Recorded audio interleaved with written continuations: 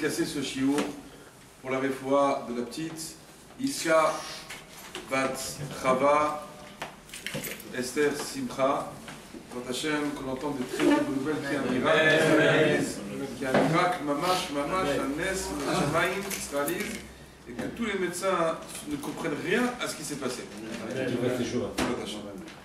Alors je voudrais ce soir faire un cours sur la Emouna, parce qu'effectivement, lorsqu'il y a ce genre de situation, la première chose qui est mise à mal, la première chose dans laquelle on souffre, c'est le problème de la Emouna. Le problème de la Emouna, c'est quelque chose, il faut comprendre que la Emouna, on n'en est pas avec la Emouna. C'est pas quelque chose, c'est pas un capital qu'on a en nous et qu'on est... C'est quelque chose qu'on doit travailler sans arrêt. C'est quelque chose que les parents doivent influer, doivent faire rentrer dans le cerveau de l'enfant, qui va comprendre qu'est-ce que c'est que la Emouna, qu'est-ce que c'est Hachem. Un moyen facile, technique, comment faire rentrer la Emouna à un petit enfant par exemple, ben, c'est pas chou. Lorsque je prends un verre d'eau, et j'ai un petit enfant de 3 ans devant moi, et je veux maintenant lui inculquer la Emouna, comment je vais lui faire comprendre à cet enfant-là qu'il y a Kadosh Baruch Hu dans le monde, que tout ce que j'ai maintenant dans ma vie, c'est grâce à lui que je l'ai, etc. Comment je vais lui transmettre une chose pareille à un petit enfant de 2 ans, 3 ans? C'est facile, c'est facile. On prend un verre d'eau, on ferme les yeux, même si on n'est pas un grand religieux, comme disent les gens, et on commence à faire la bracha, Baruch Ata Hashem Elokeinu Melech Haolam She'akol Niya Bidbaro, et on boit. Et le petit enfant, il est là, il nous regarde. Et il prend conscience que on peut être capable de parler à quelqu'un qui n'est pas là. On est en train de lui faire rentrer d'une manière tout à fait fine, très, très douce, la notion de la Emouna. C'est quoi la Emouna? C'est qu'Akadosh Baruch Hu, il est présent, qu'on peut lui parler, qu'on l'entend nous répondre par des moyens diversifiés, mais qu'il est là. Et que lorsque je fais une bracha en fermant les yeux, c'est-à-dire je me concentre complètement devant le Melech Melachim, devant le roi des rois qui est devant moi, et l'enfant est en train de capter ces choses-là quand il voit son père. Pour lui, son père, jusqu'à 10 ans, 11 ans, c'est Dieu le Père. Et quand il voit son père, Dieu le Père, qui s'adresse à celui qui est le Melech Melachim, à Kadosh Baruch Hu, donc il est en train de recevoir une très grande dose d'Emouna. Mais le vrai problème de l'Emouna, c'est il se passe des événements. Il se passe des événements dans la vie d'un homme. Et ces événements poussent un homme à demander pourquoi. Premier exemple. Premier exemple, par exemple, de la Parnassa. Quelqu'un qui n'a pas de Parnassa, il va voir des gens qui réussissent. Il y a des gens, tout ce qui touche, ça devient de l'or. Et lui, il peut travailler pendant un mois entier, il n'arrivera même pas à boucler le mois quand il arrive à le boucler. Et quand il voit d'un autre côté, il dit des gens qui réussissent, et ces gens-là en plus ne sont pas des gens tellement proches d'Hachem, qui se conduisent d'une manière complètement impure, complètement dévoyée, avec des choses terribles dans leur vie, et qui réussissent, et qui vont, et que tout ce qu'ils entreprennent, ça marche, etc. Et lui, il est en train de se dire comment vraiment cet homme-là, comment il se conduit, hein, je connais sa vie, et je sais comment il se conduit, je sais ce qu'il fait dans sa vie, et regarde cette réussite qu'il a. Et regarde, moi, j'arrive même pas à finir mon mois. Et pourquoi Hachem m'envoie une telle épreuve? Deuxième type d'épreuve, c'est quand, par exemple, un homme il a une infirmité, un homme il a un handicap. Quand il voit les gens bien portants, quand il voit les gens qui sont bien dans leur vie, ils ont un cœur qui fonctionne bien, ils ont des mains qui fonctionnent, ils voient, ils regardent, etc. Demandez à quelqu'un qui ne voit pas, qu'est-ce qu'il pense des gens qui voient? Il dit, mais pourquoi eux, ils voient, et pourquoi moi j'ai eu ça? Je ne comprends pas. Nous-mêmes, on ne comprend pas. À part l'autre jour, je suis passé devant ta maison, il y avait quelqu'un qui était aveugle et qui montait avec une canne blanche et une canne avec un chien. On s'est dit avec mon fils, regarde nous le bonheur qu'on a de pouvoir voir. On ne peut même pas imaginer, on ne se rend même pas compte. On ne se rend pas compte des tovot, du bien qu'Akadosh Baruch Hu nous fait. Dès qu'il nous manque quelque chose, alors automatiquement on voit ce manque chez nous et on dit pourquoi les autres n'ont pas ce manque et pourquoi moi je dois en souffrir. Et quelqu'un qui a une infirmité ou un handicap par exemple, il dit mais pourquoi je dois souffrir alors que la majorité des gens n'ont pas ce problème-là? C'est la Emouna qui est pris qui est complètement ébranlée. Pourquoi moi ça m'arrive et pas aux autres? Pourquoi d'après moi? Pourquoi ça marche comme ça? Ou alors un problème d'un enfant qui a un problème médical. La majorité des enfants naissent normalement. Et Putain, il y a un enfant qui naît avec des problèmes. Pourquoi mon enfant il a eu ça? Pourquoi la majorité des enfants qui naissent tout se passe correctement? Et pourquoi moi j'ai eu ça dans ma vie? J'ai fait quelque chose de particulier. Moi je connais des gens qui ont des enfants qui sont nés impeccables, etc. Ce sont des chaïms, ce sont des pervers. Et pourtant Dieu leur a donné tout ce qu'il fallait. Il leur a donné une immense parnassa, même quelque chose d'extraordinaire. Il leur a donné des enfants qui sont beaux, bien portants, etc. Et moi je fais des efforts, je me tue dans ma vie pour servir Hachem. Et c'est comme ça qu'on me récompense. Pourquoi ça m'arrive une chose pareille? De quel droit? Qu'est-ce qu'il y a? Ça vous paraît normal? Il y a d'autres cas aussi, par exemple, lorsque quelqu'un il souffre, il y a 40 ans, il est arrivé à la quarantaine, il n'est pas marié. Il ne comprend pas. Il dit j'ai une situation, je ne suis pas si mal que ça, je plais, je sais que ça marche, etc. et tout. Pourquoi tous mes amis se sont mariés? Pourquoi maintenant ils sont arrivés presque à l'âge où presque de marier leurs enfants? Et moi j'ai encore 40 ans, 45 ans, et j'ai pas trouvé encore mon âme sœur. Qu'est-ce que j'ai fait? Moi je l'ai vu, moi mes copains qui se sont mariés, je sais comment ils sont moi dans leur vie. Je sais très bien que c'est pas vraiment des grandes lumières. Et moi avec tous les efforts que je fais, pourquoi une chose comme ça elle m'arrive? J'aurai jamais de bébé, j'aurai jamais de famille, jamais quelqu'un qui va dire Kaddish pour moi quand je vais mourir. C'est des questions qui poussent un homme à dire pourquoi? Pourquoi ça arrive des choses pareilles?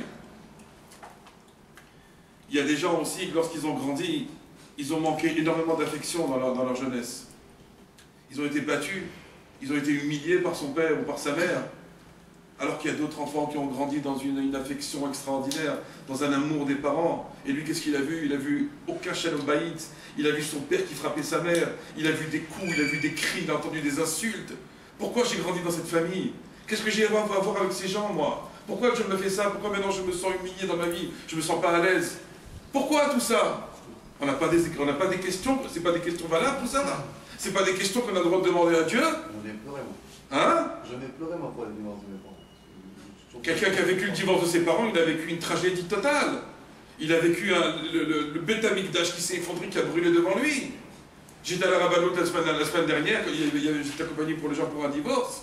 Le mari s'est mis à s'effondrer en larmes. La femme, elle était complètement à l'ouest. Et lui, il s'est mis à pleurer. Le Dayan lui a dit Moutar Livkot, Moutar Lecha Livkot, tu as le droit de pleurer. C'est tragédia. Tu as le droit de pleurer. Pourquoi il fait une chose pareille, ce garçon? Pourquoi il se retrouve avec 5 enfants seuls dans sa vie? Pourquoi sa femme a fait ce qu'elle a fait? C'est pas des questions qu'on peut poser, tout ça? Ça ébranle pas la Emouna, tout ça? Comprenez, Rabota, il y a des questions existentielles que chacun de nous, dans sa vie, comment il a pu la passer, il a le droit de se poser. Il a le droit de demander des réponses à Kadosh Baruch Hu. Pourquoi tu me fais ça? On a le droit de lui poser la question à Dieu. En tout cas, c'est des questions qui trottent dans nos têtes. Mais est-ce qu'on peut lui... Alors, en tout cas, c'est quelque chose que l'on vit ou pas?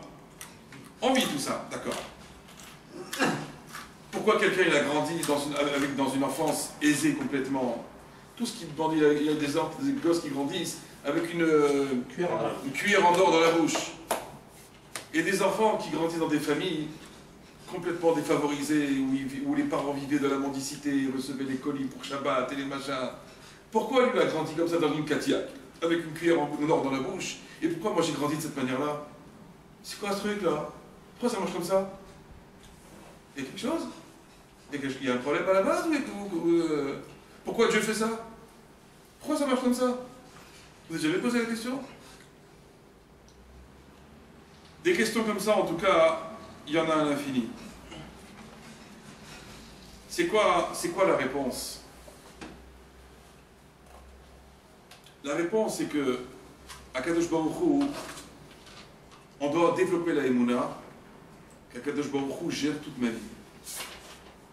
Il n'y a personne qui gère ma vie à part Dieu. Personne. Si j'ai vécu une enfance défavorisée, si j'ai vécu le drame du divorce de mes parents, si j'ai vécu une infirmité, si j'ai vécu le célibat, il y a des gens qui se sont mariés, ils n'arrivent pas à avoir d'enfants. Le problème de Zera Shel Kayama, c'est comme qu'il y en a des comme ça, comme qui pleurent, qui n'arrivent pas à avoir d'enfants. Il n'y a pas. Il n'y a pas. On doit comprendre que tout ça, c'est Akadosh Baruch Hu qui gère notre vie. Akadosh Baruch Hu qui la gère de A à Z. Juste une petite question. Par exemple, on parle de divorce. Le divorce, ça dépend pas de...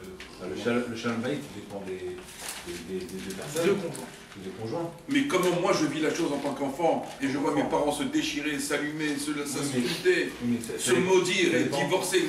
Ça dépend pas de moi personnellement parce que je suis un gosse et que je vois ça. Mais pourquoi Dieu t'a mis dans le corps de cet enfant? Toi tu es une âme, tu es une neshama.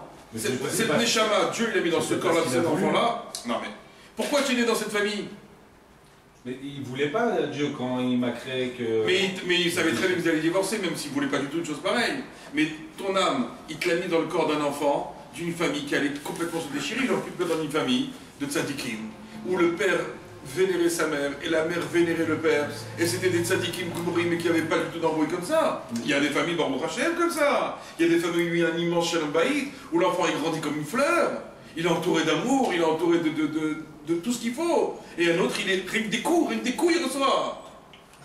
Et quand c'est pas des coups véritables, ce sont des coups spirituels. Alors, pourquoi tout ça? Pourquoi il t'a mis dans cette famille-là et l'autre dans cette famille-là? Et pourquoi? C'est Hachem qui a envoyé la Neshama. Donc c'est au hasard pour faire la roulette? C'est pas la roulette. Mais, si on n'est pas la roulette, ça veut dire que quoi? Ça veut dire qu'il y a une intention divine dans le fait que je sois né dans telle famille et pas dans telle autre. Il y a donc une intention divine dans le fait que je reste célibataire pendant jusqu'à l'âge de 40 ans et que tous mes copains sont mariés. Il y a une intention divine dans le fait que j'ai pas eu d'enfant. Il y a une intention divine dans le fait que mon enfant il est comme il fallait pas. Il y a des xérotes, il y a des décrets qui sont donnés par Dieu. Il faut arriver à comprendre. Pourquoi il fait ça? Qu'est-ce que j'ai fait? J'ai fait quelque chose, moi. J'ai fait tous les efforts possibles. Vous n'avez pas vu des jeunes qui meurent? Des jeunes qui meurent. Des gens extraordinaires. Ils meurent. Et des pervers qui réussissent, qui s'éclatent. C'est quoi ce truc-là, là? Comment ça marche? Comment ça marche? Non, je parle d'une fille. Il y en a un qui est parti là. Il y en a plein qui partent. Il y en a plein qui partent. Hier, j'ai vu des photos de la Shoah. Demain matin, c'est l'enterrement. C'est quoi ce truc-là? C'est quoi ces photos? C'est quoi? Qu'est-ce que c'est ces trucs-là? Ça veut dire un qui mettait les tefilines comme ça, et que les nazis qui étaient autour de lui en train de se moquer de lui, il y avait au moins 10 morts par terre allongés. J'ai même la photo ici, je pourrais vous la montrer tout à l'heure. C'est des trucs que l'on peut... Donc qu'est-ce que ça veut dire cette histoire-là? Il y a des xérotes, il y a des jugements de Dieu. Il y a surtout la notion de tikkun, la notion de réparation. L'âme qui est en nous, l'âme, la neshama qui descend dans le corps d'un enfant, c'est une âme qui a vécu d'autres vies. Il y a eu d'autres histoires auparavant. Il y a eu d'autres choses qui sont passées dans les temps anciens. Nous, on n'est que la résultante de quelque chose. On est la multicomposition d'une neshama qui a vécu plusieurs gilgulim, plusieurs réincarnations auparavant. Dans des conditions futures, elle a vécu d'autres choses. Je vais vous raconter une histoire. À l'époque du Harizal, il y avait un des élèves du Harizal qui avait des très grands pouvoirs de voir les Neshamot. Et ils l'ont appelé pour qu'il soit Sandak. Tiens le bébé pour la Brit Mila. Il est venu donc, ils lui ont fait la Brit Mila. Et immédiatement après la Brit Mila, le bébé est mort. Tout le monde était... Vous imaginez l'ambiance. La joie de la Brit Mila, de machin, etc. Le grand tzaddik, l'élève du Harizal qui vient avec Sandak. Ils finissent la brite, l'enfant il meurt. Tout le monde qui a commencé à crier, à pleurer, à hurler. Comment c'est possible? Comment Dieu il fait une chose pareille? Comment? Pourquoi? Machin. Qu'est-ce que vous avez? Qu'est-ce que vous avez tous? Qu'est-ce que vous avez tous à commencer à avoir être me'arer, haremidotav, chez le Kadosh Baruch Hu? Qu'est-ce que vous avez à commencer à penser, à commencer à avoir des idées derrière Dieu? Vous savez qui était cet enfant? C'était l'âme du Beth Yosef. Rabbi Yosef Karo Maran, c'était son âme qui était revenue. Pourquoi? Parce qu'il était venu d'une famille où il y avait justement eu un problème comme ça dans sa famille. Il n'avait pas eu de garçon, je crois. Et donc jamais il avait pu accomplir la Brit Mila. Lorsqu'il est arrivé dans le ciel de Beth Yosef, on a dit, mais naturellement on lui a fait le... Parce que c'est marqué que même le Rif, le Roche et le Rambam, ils sont venus à sa Levaya, à son cortège funèbre. Parce que Eliyahu Hanavi était venu, parce qu'il étudiait avec Eliyahu Hanavi. Et Eliyahu Hanavi avait dit au Beth Yosef, il a dit, parce que tu as été posé avec la halakha, comme le Rif, comme le Roche et comme le Rambam, les trois ils viendront à ta Levaya. On ne parle pas de n'importe qui. Mais, donc naturellement, lorsqu'il est arrivé dans le ciel, le Beth Yosef, vous imaginez le kavod gadol qu'on a pu lui faire. Mais il y avait une seule Nekuda. Il venait d'une famille où dans sa famille il n'a pas eu de garçon. Et donc jamais il a pu réaliser la Brit Mila à un de ses fils. Et donc, qu'est-ce qu'il a fait Kadosh Baruch Hu? Comme il y a eu un petit kitroug, une petite midatadim là-haut, on l'a fait renvoyer dans le corps d'un bébé pour qu'on puisse lui faire la Brit Mila, et qu'après qu'il a fini son tikkun, il repart dans le monde futur. C'est compliqué tout ça, pourquoi ne pas lui donner un fils directement? La cause c'est Dieu et la cause c'est Dieu et la finalité c'est Dieu aussi. La cause c'est Dieu et la finalité c'est Dieu aussi. Dans tous les cas c'est Kadosh Baruch Hu. Maintenant il y a des choses dans lesquelles on ne peut pas complètement rentrer dans les comptes de Dieu. Quelqu'un qui a fait une avéra à cause de lui, parce que lui il a fait quelque chose de pas bien, d'accord? On comprend. Alors je te raconter quelque chose. Lorsque Rabbi Akiba il est mort, on sait tous comment il a été mis sur le bûcher, les Romains lui ont arraché la peau avec des cercles de fer, quelque chose de terrible. Comme Moshe Rabbeinu, il a dit à Kadosh Baruch Hu, montre-moi comment tu diriges ton monde. Quelle est la manière de... C'est comment tu fais. Alors Kadosh Baruch Hu, il lui a montré sa manière de diriger le monde. Et il lui a montré le futur. Il a vu tout ce qui allait se passer dans l'histoire. Et il est arrivé à Rabbi Akiba. Et il a vu Rabbi Akiba qui était... Il a dit, comment Yeshlecha Adam Kazé? Tu as un homme comme celui-ci et tu veux me donner la Torah à moi? Alors que tu as Rabbi Akiba, vous imaginez si Moshe Rabbeinu fait cet éloge sur Rabbi Akiba, qui était Rabbi Akiba? Il dit, comment un homme pareil à moi, tu veux me donner la Torah? Donne-la lui à lui, c'est pas la peine, moi je suis rien moi. Bon, ça c'était la modestie légendaire de Moshe Rabbeinu. Mais qu'est-ce qu'il a vu surtout, Moshe Rabbeinu?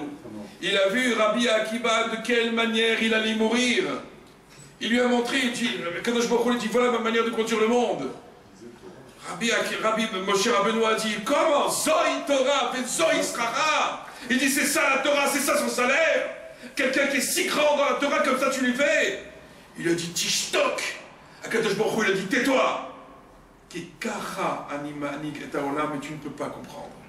C'est que ma manière de diriger, tu ne peux pas rentrer dans mes comptes à moi. Et la preuve, Rabbi Akiba lui-même, quand il est arrivé ça, il a commencé à dire le Shema Israël en souriant, Besimra Beit Lahavut. C'est incompréhensible. Comment tu peux dire Beit Lahavut avec enthousiasme le Shema Israël et tu peux sourire quand on t'arrache la peau? Rabbi Akiba était d'accord. Rabbi Akiba faisait partie des 10 Arugé Malchut, les 10 martyrs, qui étaient venus d'où? D'origine de quoi? Des 10 gouttes de Zéra qui étaient sorties des mains de Yosef Hatzadik quand il a failli aller avec Poutifar. Et qu'au lieu que le Zéra il sort de son bride, le Zéra est sorti de ses mains. Et quand ces gouttes-là elles sont arrivées devant Hachem, Kadosh Baruch Hu il a dit, pour faire le tikkun de ces gouttes-là, je vais envoyer 10 martyrs dans le monde. Vous êtes d'accord de faire ça? Chacune elle a dit, Simcha Rabba, on va le faire. Donc il y a des choses. Et là encore, parce qu'on a eu cet aperçu, parce que la Gemara nous en a parlé, elle nous a expliqué. Mais on voit rien des fois. On comprend rien, on comprend comment ça marche. On comprend comment ça marche, non? Ah, tout ça pourquoi? Pourquoi Dieu fait tout ça maintenant? Le but de toute cette histoire-là, c'est qu'on doit arriver à connaître Akadosh Baruch Hu. Et que si Akadosh Baruch Hu m'avait fait naître dans des conditions différentes, alors je ne l'aurais pas connu. Akadosh Baruch Hu m'envoie une épreuve dans la vie, et que cette épreuve, elle doit me servir à le connaître et à le reconnaître. S'il m'est arrivé une épreuve dans ma vie, et que je n'ai pas su interpréter le message qu'on a voulu me dire, donc ça veut dire que c'est comme si tout ça c'était venu pour rien. Aucun intérêt. Mais il y a une finalité dans cette chose-là. Il y a un but. Le but c'est d'arriver à connaître Akadosh Baruch Hu. Comment je fais pour le connaître? Vous savez comment on fait pour connaître Dieu? Comment on fait pour connaître quelqu'un? Comment on fait pour connaître quelqu'un? Tout le temps on peut rester deux voisins, 20 ans sur le même palier, on ne se parle pas, on se dit bonjour, au revoir, mais dans le meilleur des cas, on ne se connaît pas. Quand est-ce qu'on apprend à se connaître? À partir du moment où on se parle.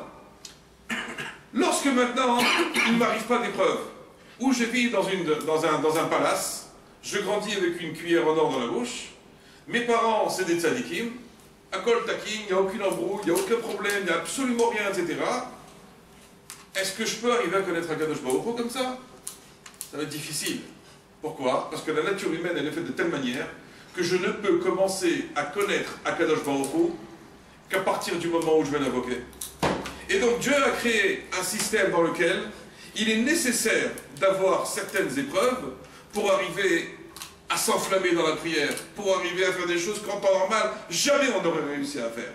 Si j'avais pas eu telle épreuve du célibat, du Zerach el Kayama, d'un enfant qui est malade, de problèmes de Parnassa, de problèmes de Shalom Bayit, etc., alors j'aurais aucune raison de prier Hachem. Et donc Hachem m'a envoyé des épreuves comme ça sur terre, pour que justement je me remette, à lui, et je comprenne, et je cherche, et je l'invoque, je fais Akadosh Baruch Hu, pourquoi tu m'envoies ça? Quel est le méchant? Qu'est-ce que tu veux de moi? Lorsqu'un homme il fait ça, il est en train de commencer à connaître Akadosh Baruch Hu. Et maintenant il comprend la finalité de la chose, et il comprend pourquoi Akadosh Baruch Hu l'a mis dans tel corps et dans telle famille, plutôt que dans telle autre. Ah, maintenant dans ma famille dans laquelle je suis, mes parents se déchirent, ils s'humilient devant moi, ils vont divorcer, etc. Il y a quelque chose, il y a un message. Ah, t'as grandi comme fils de divorcé. Ah, il y a des problèmes psychologiques aujourd'hui. Quand tu te bagarres avec ta femme parce que tu as vu tes parents se bagarrer, alors tu veux reproduire ce que tu as fait toi aussi. T'as un problème psychologique. C'est pas t'as un problème. Akadosh Baruch Hu, il t'a envoyé une épreuve particulière à toi qu'il n'a pas envoyé aux autres. Ensuite, il t'a envoyé autre chose. Ça ne veut pas dire qu'on n'a pas le droit d'avoir des questions. Ça veut dire qu'on doit essayer de chercher les réponses surtout. Qu'est-ce qu'il veut chez moi, Hachem? Pourquoi j'ai grandi dans une famille de divorcés? Pourquoi j'ai grandi comme un orphelin? Pourquoi tout le monde a eu un père et une mère et pas moi? Et on n'a pas de réponse. Ça veut dire qu'à travers cette épreuve que Dieu t'envoie, il veut que tu grandisses et il veut surtout que tu trouves Hachem là-dedans. Mais on n'a pas tout le temps besoin des pires épreuves pour trouver Hachem. On n'a pas dit, jamais on prie tous les jours, peut-être s'il est nous, Nicolas Dvarim. Ça n'explique pas les faits. Que ça soit pour se rapprocher de Dieu, ok, pour qu'on n'oublie pas que... Là où la raison s'arrête, la foi commence. Mais je vois pas en quoi ça peut... Par exemple, tout à l'heure, l'histoire du bébé. Ok, il y a eu un petit coup, mais en quoi ça explique que ces familles-là qui ont perdu leur bébé, ils sont... Pourquoi ça explique?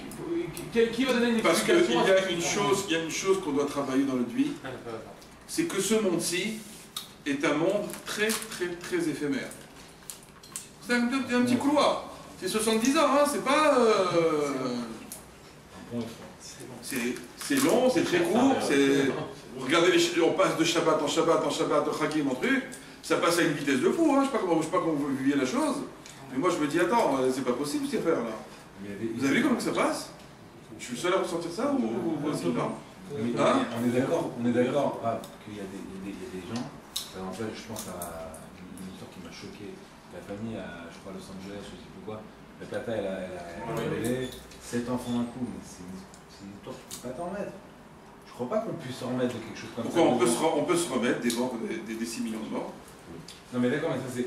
Est-ce qu'on peut se remettre de ça? Non mais nous, à notre niveau, à nous, Rav, Non mais ça s'en sont pas vraiment. on le ressent pas d'abord parce qu'on n'a pas vécu. Oui, Et que même malgré tout ce qu'on a appris, que ça nous touche et tout, on le ressent pas de la même manière que si demain, notre famille a disparu dans un incendie comme il y a eu à... Et un homme qui s'éloigne à cause de ça... C'est sûr qu'on le ressentirait pas de la même manière. Et ça, il a raison.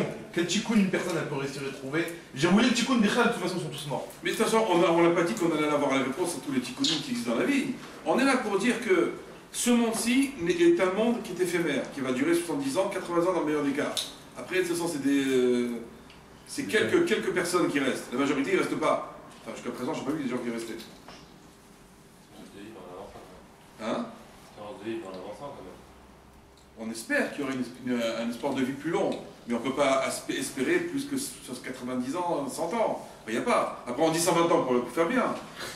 Mais on ne dit pas, 120, ça n'existe pas, 120 ans, il n'y a pas, pratiquement pas.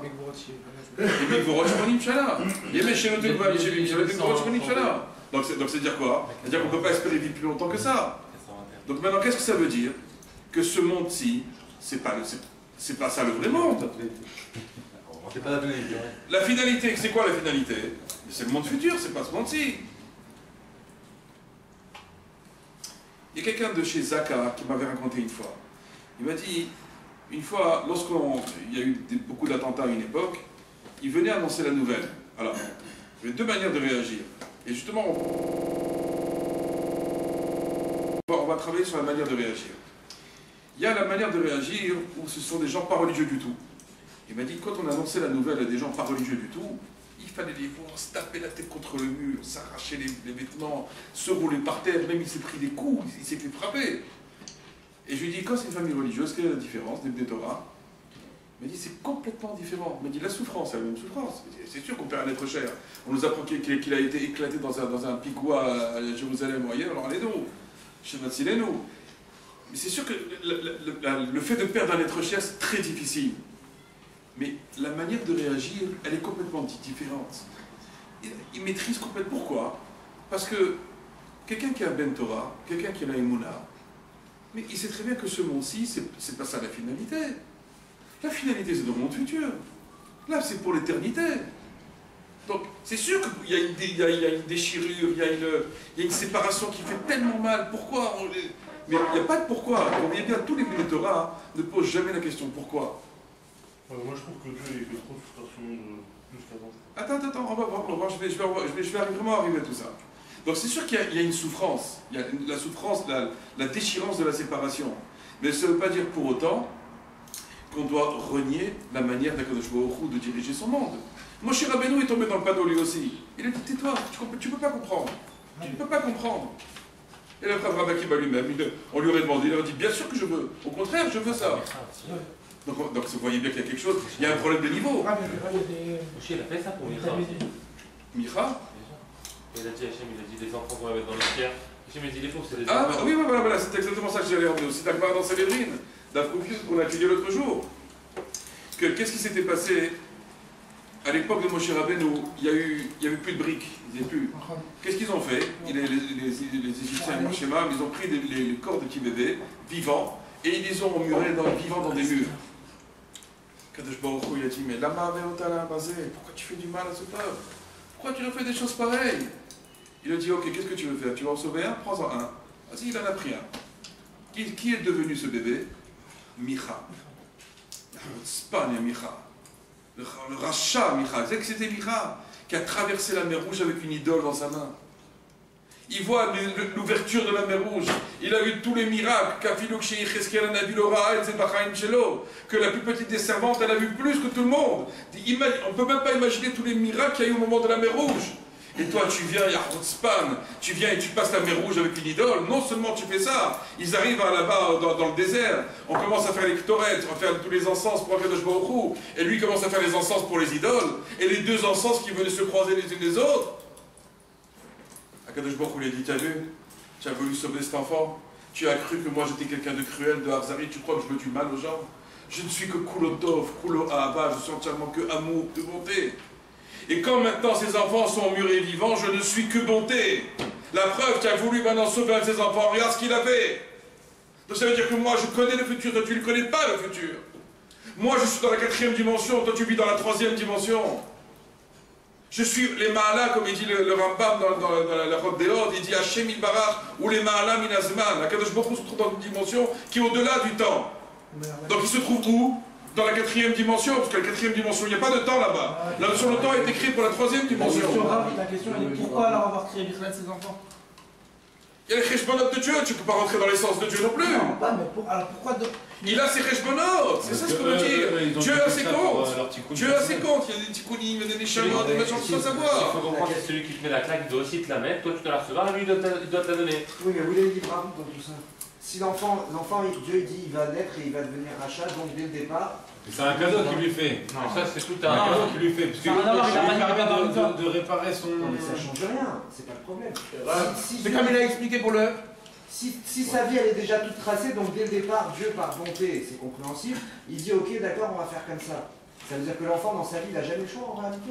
On voit. Cet enfant qui va être. L'enfant, c'est pas une question de choix ou pas. C'est que lui-même, il provient d'une neshama qui a un tikkun à réaliser. Est-ce que dans Tikkunim Il a un tikkun à réaliser cet enfant. Dans le chemin que tu as le choix. C'est pas dans Pourquoi? Lorsque maintenant cet enfant il a grandi, il a 40 ans. Écoute-moi, regarde. Lorsque maintenant. Tu vas arriver à la destination. Le GPS, quand tu te perds, il va te faire un Ça massage veut dire que radage. tu peux faire toute la tchouva que tu veux, au bout du compte tu seras toujours un rachat. C'est ça que tu es en train de dire? Non. Non, alors imagine maintenant cet enfant-là. Tu as chouva toute sa vie, mais ta destinée c'est d'être un rachat, tu restes à. C'est quoi? Justement, on a changé la destinée. Et voilà, dans la Torah, on voit le cas de Ishmaël où il y a écrit Sham ou Sham, et il était comme ça, donc on l'a pas jugé sur ce qu'il allait devenir, mais sur ce qu'il était au moment où il y avait Il a fait tchouva. Parce que tu t'arrêtes à une vie, Il a fait tchouva. Mais bien sûr, il y a immensément des cas, il y a plein de cas, il n'y a pas que le tikkun. Mais c'est l'année Shabbat qui a dit, ça veut dire seulement un instant donné, mais il arrive parfois où un autre, quand Kadosh Baruch Hu nous fait, nous envoie une telle épreuve pour nous réveiller. Mais qu'est-ce qui va... Parce que la Gemara nous dit qu'il y a une émouna qu'on doit tous travailler. C'est En Isurim Belo Avon. Lo yachol liyot qu'il y a des épreuves, il y a des souffrances dans la vie d'un homme s'il n'y a pas eu de faute. C'est un klal barzel, à part pour les tzadikim. Que eux, ils ont Isurim Shela Hava, la Gemara dit. Il y a les épreuves de l'amour. C'est autre chose, ça. Comme Rabbi Akiva, comme la Asara Ougemalchut, etc. Ça, c'est Machou Acher. Il y a une souffrance. Il n'y a pas de sadique l'amour aujourd'hui, donc... Non, donc il y a tout le monde qui souffre. Donc maintenant, cette souffrance, comment on peut l'atténuer? Comment on fait? Il faut savoir la souffrance, son origine, elle est dans les fautes. Comment c'est marqué? Refa nafshi, kichatatilach. Comment il dit David Ameler? Refa nafshi, c'est-à-dire guéris mon âme. Pourquoi? Kichatatilach, car j'ai fauté. Donc machma que la source. On parle de l'âme. Ben oui, si tu souffres, c'est qui souffre? Non, mais l'âme qui souffre, c'est différent que le physique qui souffre. Mais quand le corps il souffre, l'âme elle souffre avec lui. C'est pareil, c'est complètement lié. Mais voilà, c'est lié. Quand le corps il souffre, l'âme elle peut ne pas souffrir.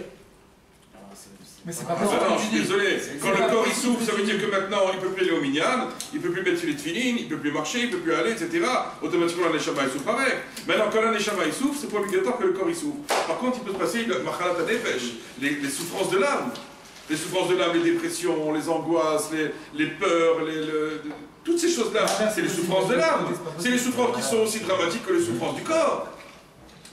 Mais là vous parlez du plus haut J'ai niveau. étudié ce matin sur Shabbat. Donc ça veut dire que lorsque maintenant on travaille, alors c'est ça le but maintenant, c'est d'arriver à travailler ça et lorsque par exemple on a des épreuves et qu'on ne sait pas comment réagir, la vraie réaction à l'épreuve, c'est rester Bessimcha. Alors vous allez me dire, quand il y a un enfant qui meurt, comment on peut rester Bessimcha? Et là je voudrais vous montrer quelque chose ce soir. Vous allez très vite comprendre comment on peut rester... Tu as dit, comment une femme... Attends, on va montrer... À 8 ans, mes parents ont divorcé, j'ai pas foutu. Rav, il y a juste... Vous allez très vite comprendre. Une petite seconde, il y a deux racines qui sont allés voir un Rav. Ils lui ont dit comment c'est possible, il y a un Rav qu'il faut remercier. Il faut savoir remercier le rat comme le top. Pas seulement le remercier, mais aussi bien que le top. C'est très heureux. Être heureux. Allez, ne vous posez pas la question à moi, allez voir Reb Zoucha. Ils sont allés voir Reb Zoucha. Et Reb Zoucha, il lui a dit comment on peut. Ça veut dire que la notion. Voilà. Ça veut dire que la notion de la souffrance. Et lui, il a dit, mais je sais pas de quoi tu parles. La notion donc de la souffrance, en d'autres termes, cette histoire-là, c'est quoi? C'est que la notion de la souffrance, elle est relative par rapport au niveau spirituel de Emouna que l'on a. Plus j'ai de la Emouna et moi je souffre. Et je vais vous montrer l'exemple tout de suite. Vous allez voir. Deux personnes peuvent avoir la même épreuve, un qui souffre, un qui souffre pas.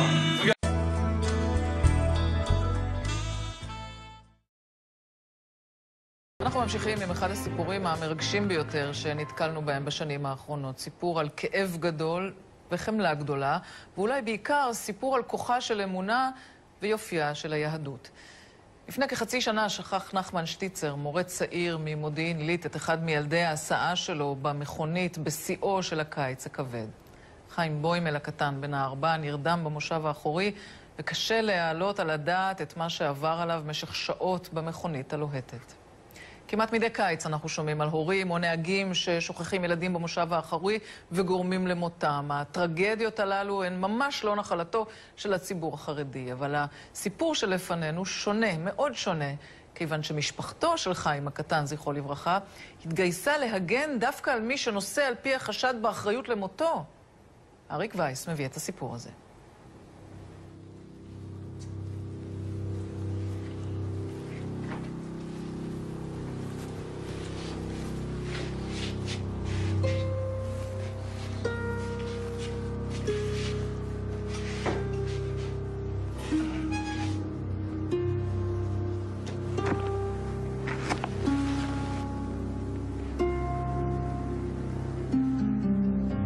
היה חותך בשר ויורד הסכין לתוך ידו, וכי תעלה על הדעת שינקום היד, זאת אומרת,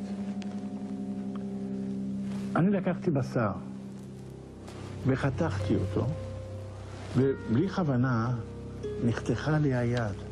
היה סכין חריף, חסר לי חלק מהיד. אז אני אלך עכשיו ואני אנקום מהיד הזאת, בגלל שהיא חתכה לי את היד הזאת.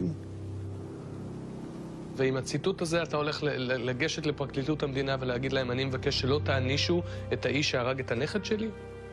אם היית מכיר את הילד, חבל על הזמן. הוא היה מגיע לפה הביתה. זה היה אור. הוא היה עתיד שלנו. וזה נגדע, נחתך לי. הכאב הוא עצום. אבל את מי אני אעניש? את היד השנייה שעשתה את זה?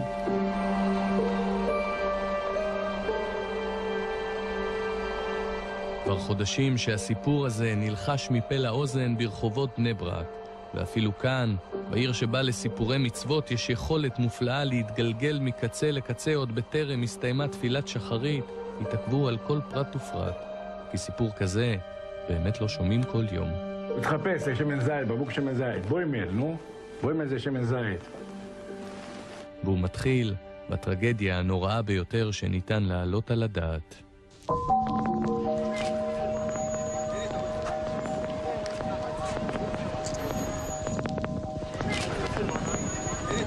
ילד בן 4 נשכח במכונית חונה ומת בחום הכבד. המשטרה חושדת ששכן של המשפחה יתנדב. זה היה אחד הימים החמים ביותר שנמדדו באוגוסט האחרון. הטמפרטורה ברכב הסגור טיפסה במהירות עד שהגיעה כמעט ל-60 מעלות. חיים בוימלד היה בסך הכל בן 4 במותו. מדובר בילד חינני מאוד, היה אהוב מאוד, גם בתקופה הקצרה שהוא הספיק ללמוד אצלנו, היה ילד מאוד מאוד אהוב גם על חבריו וגם על רבותיו. רשלנות שזועקת לשמיים ומרתיחה את הדם. מוות מיותר מאין כמוהו.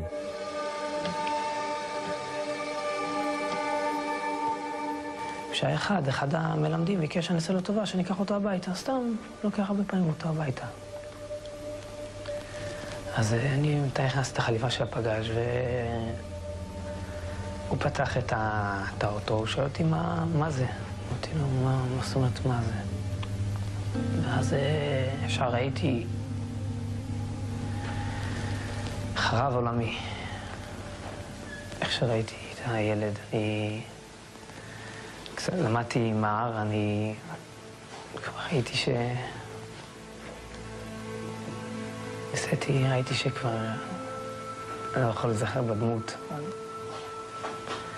שמה לעשות, התחלתי לצרוח הצלה זו הייתה הפעם השנייה בסך הכל שנחמן שטיצר, מורה בתלמוד התורה שבו למד הילד, אסף אותו. כמה הורים מהמוסד שילמו לו על הדלק, שטיצר היה מוריד אותם איתו בעבודה. סידור נוח, חצי מצווה. לשופטת הסביר שאת החלונות מאחור כיסה בווילונות שהשמש לא תציק לילדים. הווילונות שהסתירו לו את הילד שנרדם מאחור.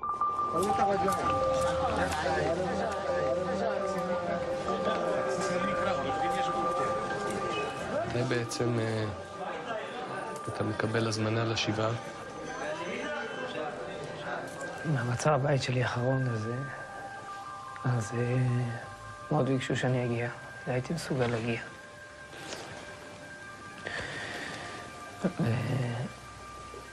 אח שלי, נפתלי, מאוד ביקש ממני שאני אגיע, ובלי הרבה ברירות הייתי חייב להגיע.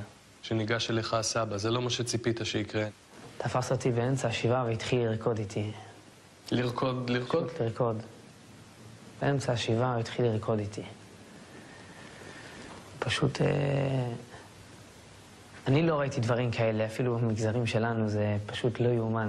כשיצאתי מהשבעה הוא ליווה אותי החוצה, הוא התחיל לנשק אותי והתחיל להגיד לי, נחמן, פעם הבאה אנחנו הולכים לרקוד בחתונה. אחרי 3 ימים נחמן שטיצר וישראל ליכטר הלכו לרקוד יחד בחתונה. פייגי ויל מחנזה? כן, מחנזה. חצי שנה חלפה מאז, שטיצר חזר ללמד וממתין לפתיחת משפטו. אם הסבא שמר על קשר הדוק עם הורי הילד שנשכח ברכב, לא נפגש מאז.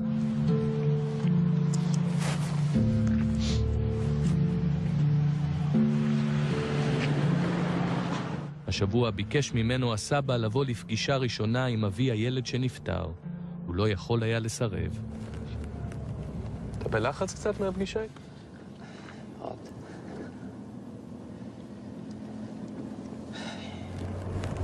הוא גר 2 בניינים לידך?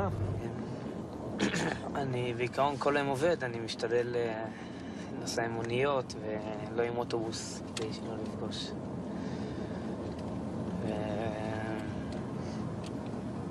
זורק את הפח ב-12 בלילה. מאוד מאוד קשה לי. למה לא לעבור משם בעצם, מהשכונה? עד עכשיו אני רוצה לעבור, זה לא... אני עצמי לא יודע למה אני נשאר. הסבא גם מתעקש שאני לא אעבור דירה. אז... בינתיים פה, אני יודע.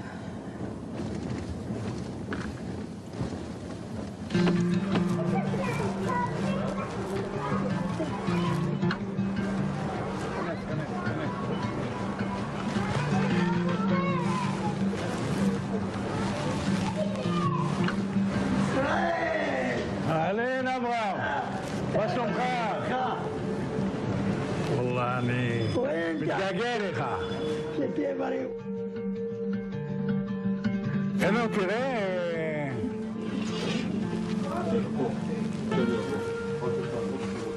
ישראל ליכטר הקים את בית התמחוי הזה לפני יותר מ-30 שנה. אברך צעיר שנשלח על ידי האדמו"ר מלילוב למשימה שנמשכה חיים שלמים. מאיפה מגיע המימון לכל הפרויקט הזה? הכל מתרומות? קבצנו יחד. קיבוץ. 1,200 משפחות ומאכיל מדי יום, חיים שלמים של חסד. מהצד, הטרגדיה שעבר נראית כמו מבחן לא פשוט לכוחה של אמונה, אבל מבחינתו אין כאן בכלל שאלה. אני דיברתי שלשום עם הבת שלי בטלפון. הוא יצא לדבר על הנושא הזה. ומאז המקרה, אני לא ראיתי את הבת שלי בוכה. מאז שהיא ישבה פה 7, לא ראיתי אף פעם את הבת שלי בוכה. פתאום אני שומע באפרכסת שמורידה מזילה דמעות. אני שומע את ה... אני אומר לה, אסור עליה, את בוכה? אומרת לי, כן. אני בחוץ נראית גיבורה. אף אחד לא רואה את זה, אבל אני כל לילה מרטיבה את הכרית שלי. אני לא יכולתי לישון אותו לילה. הוא עשה את זה בכוונה, הוא עשה את זה בשוגג, שהוא צריך לברוח לעיר מקלט. יש לו עונש מהשמיים? לא. לפני כמה חודשים פנה ליכטר לעורך דינו של הנהג שגרם למותו של נכדו וביקש להעיד לטובתו במשפט.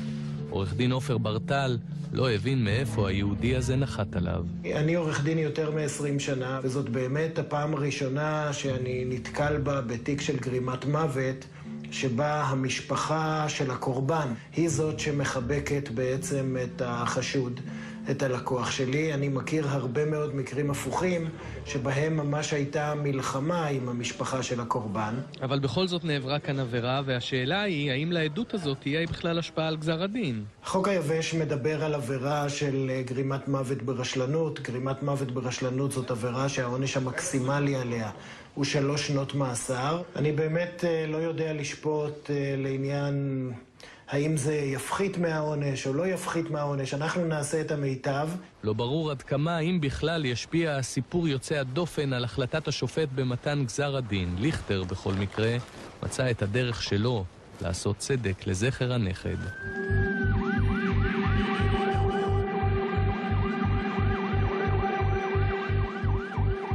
על פי נתוני ארגון בטרם, לפתיחות ילדים ב4 השנים האחרונות נרשמו 171 מקרים שבהם הושארו ילדים סגורים בכלי רכב. 8 מקרים נגמרו במוות. ישראל ליכטר ונחמן שטיצר הקימו עמותה משותפת שתנסה להילחם במספר הבלתי נתפס הזה.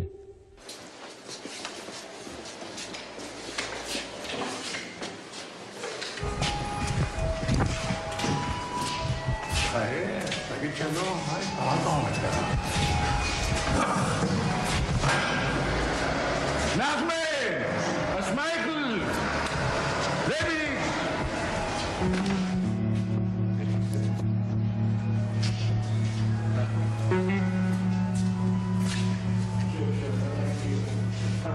השבוע הם נפגשו כדי לעדכן את אביו של חיים זכרו לברכה במיזם המשותף. זה היה מקרה נדיר שבו המצלמה הצליחה ללכוד כמעט במדויק את תחושת המועקה שהכבידה על החדר. החדר שבו למד חיים בוימלד. איתי אנחנו כבר סחבי, חברים, רגיל איתי. עם החתן שלו לא כל כך רגיל. כבר כמה זמן לא נפגשת איתו? אני חושב מאז השבעה, זה גורם לו משהו. תראה כמה רחמים צריך לרחם על הנכון. יש הבדל בין להבין ולקבל שזה מה שקרה בתור אדם מאמין, לבין לקחת את האיש ולקרב אותו אליך בצורה כזאת. בטוח שזה קשה. מקבלים מכה, וזה קשה. אבל אני יודע שכל המכה זה טובתי. אני רוצה שהבן אדם הזה, שנחמן שטיצר, יהיה לו המשך חיים טובים, וזה גם יהיה לעילוי נשמת הילד, שיהיה לו המשך חיים טובים, שלא יעצרו לו את החיים ממאסר, ויש לו אישה וילדים. אבל הצער, הרגש שנשאר, זה בטוח שלי, יש לי רגש על הילד שלי, הבן שלי. בטוח שזה נשאר, זה לא קשור אחד לשני.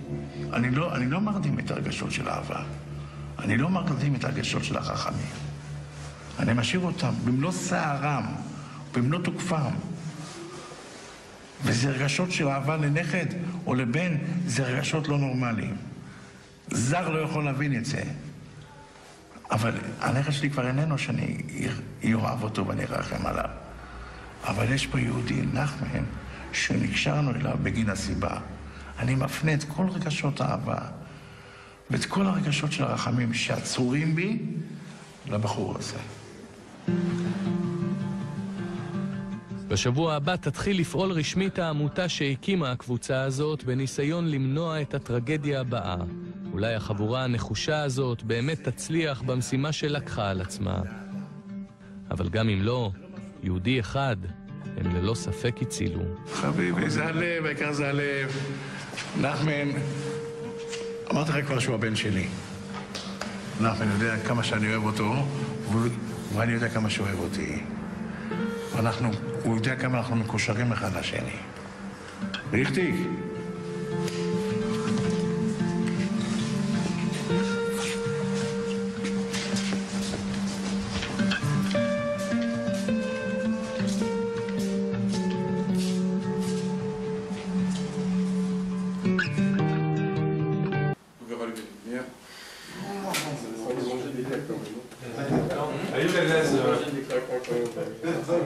Vous comprenez de quoi on parle? Quand on est capable de développer la Emouna au point de dire qu'un Kol est Tova, tout ce qui arrive dans ce monde-ci, il est Tova, c'est pour le bien, c'est pas des paroles. Regardez ces gens qu'on a vus à l'instant, c'est des gens qui existent, qui sont là, de notre génération, qui sont là. Le père, qu'est-ce qu'il a dit? Je souffre, j'ai mal que mon fils n'est plus là. Aval, Akol, les Tova, tout est pour le bien. Il n'y a pas de mal chez Dieu. Il n'y a pas de mal chez Kadosh Baruch Hu. Kadosh Baruch Hu, il veut notre bien. Maintenant que la chose me fait mal, c'est normal, on est des êtres humains, avec des sentiments, on a des relations humaines, avec tel enfant, telle personne, etc. C'est dur à avaler comme histoire. Là, dans l'histoire, il faut positionner le jugement, c'est compliqué. C'est comme, on voit ça par exemple avec Yosef Hatzadik. Yosef Hatzadik a eu l'épreuve avec Potiphar. Il a été vendu d'abord comme un misérable, il a été mis tout nu dans un bord. Il a perdu tout son capote, il n'avait plus rien. Il a été vendu par des marchands ambulants qui sont arrivés en Égypte, ils l'ont mis, etc.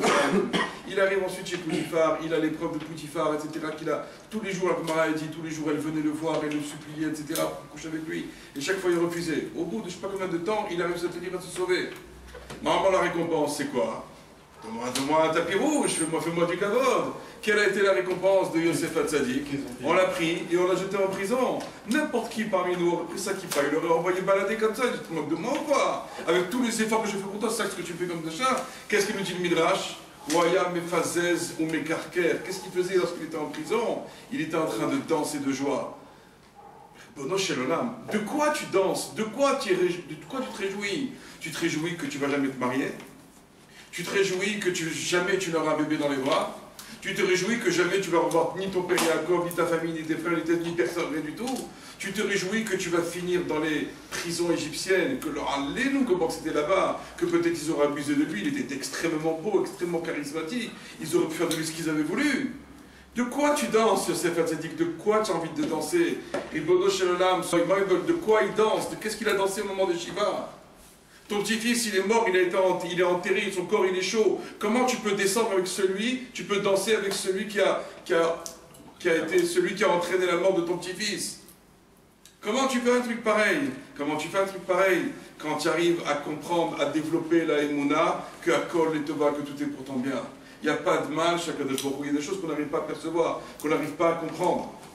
Mais c'est une Emouna qu'il faut absolument travailler tout le temps, tout le temps, tout le temps. On n'a pas le droit de laisser ça de côté. Alors c'est sûr, je voudrais maintenant en arriver justement à ce qui nous concerne pour ce soir.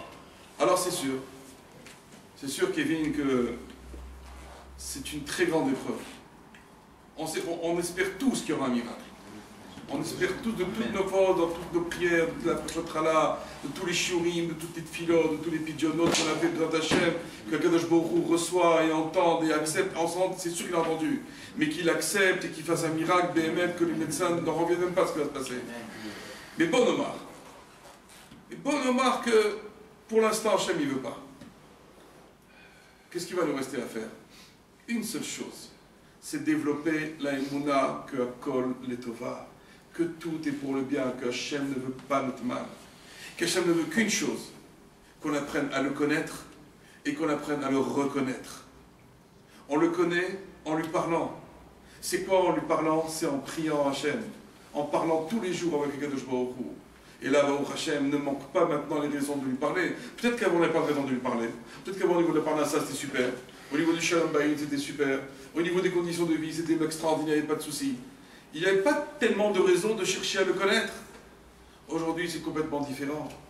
Aujourd'hui, Kadosh Baruch Hu nous a donné une possibilité de prier beaucoup plus, de converser beaucoup plus, d'apprendre à connaître beaucoup plus Kadosh Baruch Hu.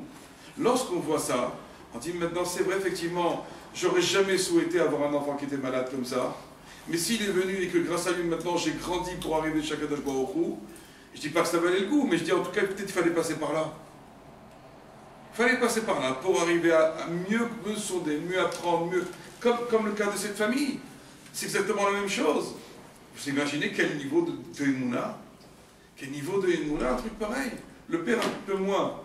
Mais regardez le grand-père. Mais le père, même le père, il a... C'est fort de faire serrer la main et de dire que c'est à Kol Letova et que je ne leur veux pas et que...